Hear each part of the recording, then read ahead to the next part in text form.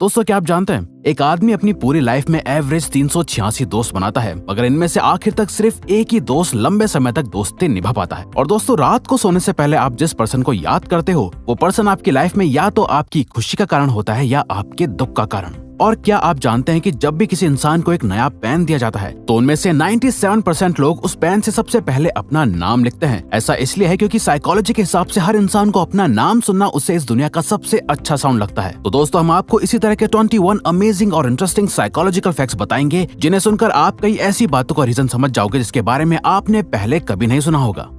Number 21, अगर आप चाहते हो कि कोई आपके सामने झूठ ना बोले तो आपको बस इतना करना है कि जब भी आप उस पर्सन से बात कर रहे हो तो उनकी आंखों में देखने के बजाय आपको उनके माथे के बीचों बीच देखना चाहिए। इससे वो अपना थोड़ा बहुत कॉन्फिडेंस खोने लगेंगे और उन्हें लगेगा कि वो अगर झूठ बोलेंगे तो वो पकड़े जाएंगे, और ऐसे में वो झूठ बोलने से रुक जाते हैं, इसलिए इसके चांसेस कम हो जाएंगे कि वो आपके सामने झूठ भी बोल पाए। नंबर 21, आपने कभी इस बात पर ध्यान दिया है कि जब कोई आपको इग्नोर करता है तब आप उस इंसान पर और ज्यादा ध्यान देने लग जाते हो, आपका सारा अटेंशन उसी पर रहता है। ऐसा क्यों होता है कि हम उसी चीज को चाहते हैं जिसे पा नहीं सकते? इसका एक साइकोलॉजिकल रीजन ये है कि हमारा ब्रेन अनफ्रेंडलीनेस को एक चैलेंज या गोल की तरह देखता है। आप उन लोगों के लिए इतने ऑब्सेस्ड रहते हो क्योंकि आपका ब्रेन उस इग्नोरेंस को एक चैलेंज की तरह देखता है जिसे आप अकम्प्लिश करना चाहते हो, जैसे किसी मैथ प्रॉब्लम की तरह। नंबर 19, आजकल psychological disorders like stress, anxiety, depression etcetera बहुत ज्यादा कॉमन होते जा रहे हैं। अर्ली 20s में की गई एक रिसर्च के अकॉर्डिंग स्टूडेंट्स का एंजाइटी लेवल इतना ज्यादा होता है जितना कि एक 90s-50s के साइकियाट्रिक पेशेंट का। और अगर आज के टाइम पे ये स्टडी अब दोबारा की जाए तो एक एवरेज स्टूडेंट का एंजाइटी लेवल किसी साइकियाट्रिक पेशेंट से भी ज्यादा होगा। नंबर 18, 20 लाख पार्टिसिपेंट्स पर करी गई एक स्टडी ने किसी भी तरह की एक अच्छी रिलेशनशिप होने के काफी अमेजिंग बेनिफिट्स बताए। एक हेल्दी रिलेशनशिप आपको गुड हार्ट हेल्थ देती है जिसकी वजह से आपकी लाइफ एक्सपेक्टेंसी इंक्रीज हो सकती है। वहीं दूसरी तरफ एक टॉक्सिक रिलेशनशिप आपकी हेल्थ पर नेगेटिव इफेक्ट्स डाल सकती है। नंबर 17, वर्ल्ड में 19 डिफरेंट टाइप्स की स्माइल होती हैं, polite, dominance, wistful, flirty etcetera, और इन्हीं में से एक होती है डुशेन स्माइल, जिसे सबसे बेस्ट और हाई स्टैंडर्ड वाली स्माइल माना जाता है। इसी स्माइल को एक जेन्युइन ऑथेंटिक स्माइल भी कहते हैं। एक ऑथेंटिक डुशेन स्माइल आपको ट्रस्टवर्दी, फ्रेंडली और ऑथेंटिक दिखने में मदद करती है। नंबर 16, आपने नोटिस किया होगा कि कुछ लोग बात करते समय बार बार अपने फेस को टच करते रहते हैं, स्पेशली अपनी नोज को, और हम सोचते हैं कि शायद ये उनकी आदत हो सकती है, लेकिन साइकोलॉजिस्ट के हिसाब से ये एक नर्वसनेस की निशानी हो सकती है। वो इंसान कन्वर्सेशन में कॉन्टिन्यूसली अनकॉन्शियसली अपनी नोज को टच करते हुए ये सोचता रहता है कि आप उसके बारे में क्या सोच रहे हैं। नंबर 15, आपने नोटिस किया होगा कि जब कोई आपके सामने यौन करता है यानी उबासी लेता है तो उसको देखकर आप भी यौन करने लग जाते हो। ऐसा हमेशा तो नहीं, लेकिन अधिकतर अनकॉन्शियसली हो जाता है। लेकिन साइकोलॉजिस्ट के अकॉर्डिंग ऐसा होता है एक फिनोमेनन की वजह से जिसे कहते हैं सोशल मिररिंग, जिसका डायरेक्ट लिंक होता है ब्रेन में मौजूद मिरर न्यूरॉन से। इसी वजह से किसी और को यौन करते देख हमें ना चाहते हुए भी खुद ब खुद यौनिंग होने लगती है। नंबर 14,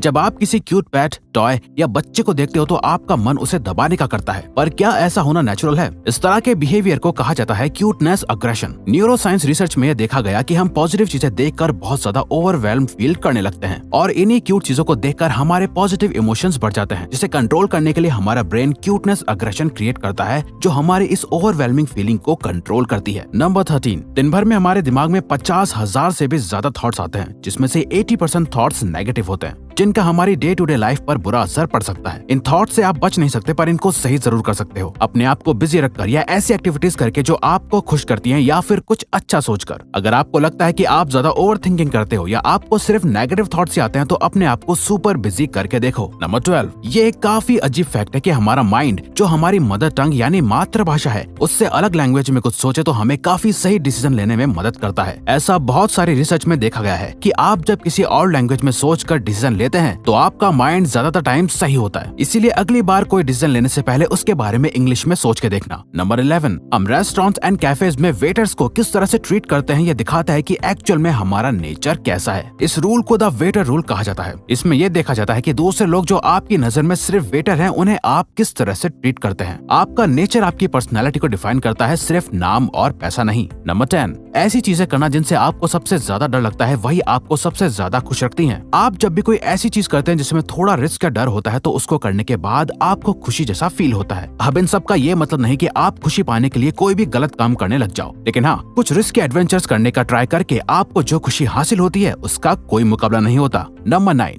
जब किसी इंसान का कोई करीबी गुजर जाता है तो वो बहुत दुखी हो जाता है, जिसके लिए लोग उसे अक्सर यही बात समझाते नजर आएंगे कि टाइम हील्स एवरीथिंग, या वक्त के साथ सब ठीक हो जाएगा। लेकिन साइकोलॉजी के हिसाब से टाइम सब कुछ सही नहीं करता, बल्कि वो इंसान खुद उस दुख या उस लॉस के साथ जीना सीख जाता है। उससे उस दुख की आदत हो जाती है और वक्त गुजरता रहता है, जिससे ऐसा लगता है कि सब कुछ ठीक हो गया है। नंबर 8, एक इंसान बिना सोए सिर्फ 11 दिन तक ही जिंदा रह सकता है। ह्यूमन बींग्स अपनी लाइफ का 33% टाइम सोते हुए गुजार देते हैं। कुछ लोग ऐसा सोचेंगे कि ये तो बिल्कुल वेस्ट ऑफ टाइम है, क्योंकि हम सोते हुए कुछ भी हासिल नहीं कर रहे। लेकिन आपको ऐसा नहीं सोचना चाहिए, क्योंकि इसी 33% टाइम की वजह से जो हम सोकर गुजारते हैं, हमारा बाकी का 67% टाइम प्रोडक्टिव हो पाता है और आप वो सभी एक्टिविटीज कर पाते हैं जो आप अपनी डे टू डे लाइफ में करते हो। नंबर 7, साइकोलॉजी के हिसाब से जो लोग दिन भर बिजी रहकर अपना काम करते हैं और रात को कोई पार्टी या किसी भी तरह से एंजॉय करते हैं, तो उनको ज्यादा दुख नहीं होता कि उन्होंने टाइम वेस्ट किया है, बल्कि अगले दिन वो और भी मोटिवेटेड नजर आते हैं। दूसरी तरफ वो इंसान जो दिन भर अपना टाइम वेस्ट करता है, उसे दिन के एंड में बहुत गिल्टी फील होता है कि उसने पूरा दिन कुछ भी प्रोडक्टिव नहीं किया और फिर वो रिग्रेट करता है। नंबर 6,